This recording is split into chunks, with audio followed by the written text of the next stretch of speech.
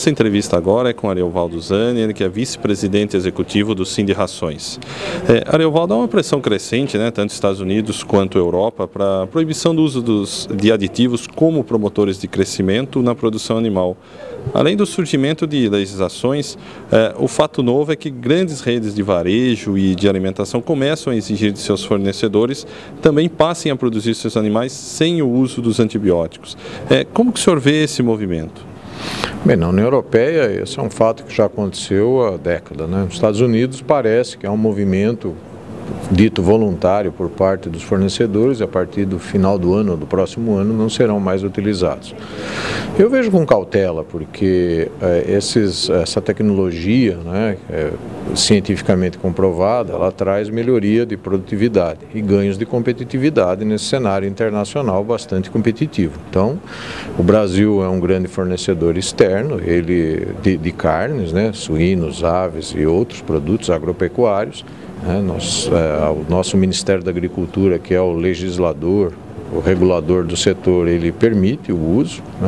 Não há evidências científicas que atrelem ou causalidade entre o uso de melhoradores de desempenho na alimentação animal e a grande preocupação é com a geração de resistência no ser humano. Eu acho que existem outros fatores, ou tenho certeza que existem outros fatores que devem ser considerados muito mais relevantes, relacionados ao melhor gerenciamento na clínica humana, o uso correto, o respeito à bula, à posologia, e tantos outros fatores. Então, delegar apenas a cadeia produtiva animal, uma hipotética causa de geração de resistência no ser humano, eu acho que não é correto.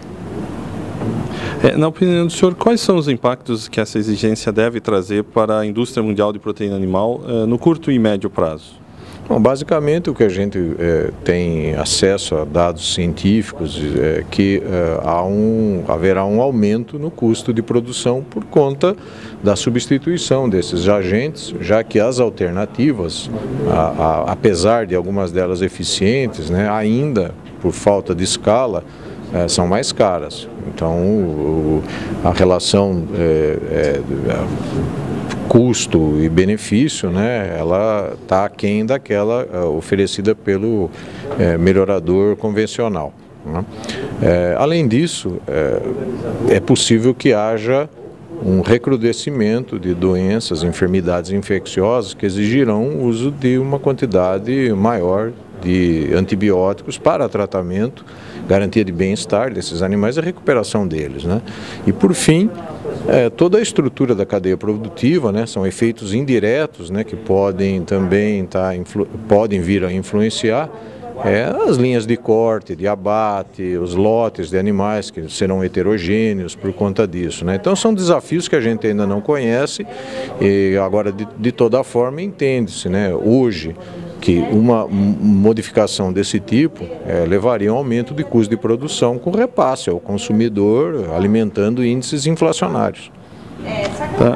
Você acredita que seja realmente possível produzir aves e suínos sem o uso de antibiótico como promotores de crescimento? Sim, existem alternativas, extratos herbais, vacinas, ácidos orgânicos e outros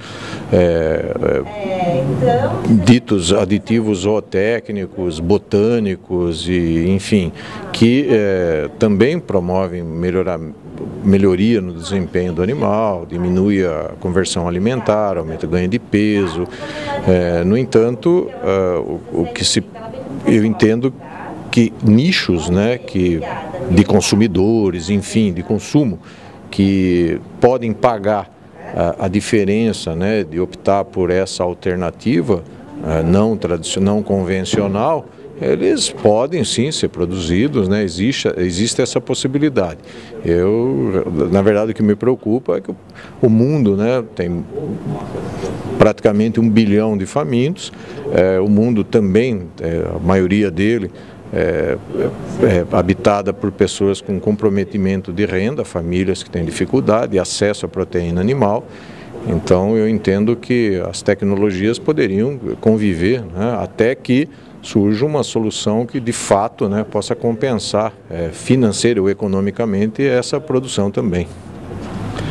Na opinião do senhor, levando em consideração toda a estrutura de produção das agroindústrias brasileiras, seria possível produzir de maneira segregada aves e suínos com e sem antibióticos? O senhor acredita que a indústria está preparada para uma situação dessa? Eu entendo que sim, porque já existem regras, né, para atendimento de mercados internacionais na produção de carnes, né, de suínos e aves, notadamente, onde há essa exigência, essa definição, né, e de fato a indústria faz. Então eu entendo que no caso de antibióticos, né, também seria possível sim segregar a produção.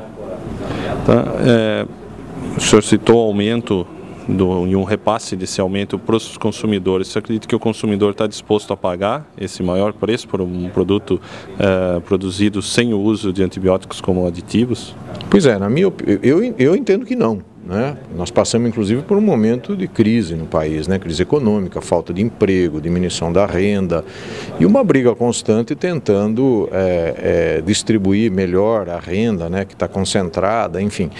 Por conta disso, na minha opinião, o consumidor ainda não está ciente, né, desse impacto no custo, né, que pode levar a um aumento de preço. O que se sabe é que o consumo de proteína animal, quando uma determinada carne, por exemplo, tem um preço mais alto, ela passa a ser substituída por um produto, uma outra proteína animal de valor mais acessível, né? Então a gente entende, né, que é um setor assim bastante sensível, né, a aumentos de preço.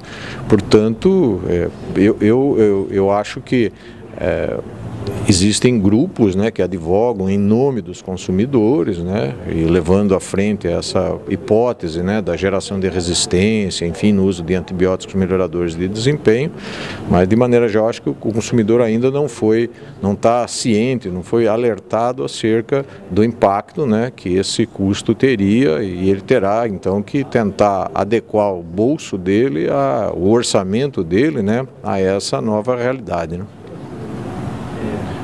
Nós conversamos com Ariovaldo Zani, vice-presidente executivo do Sindicações.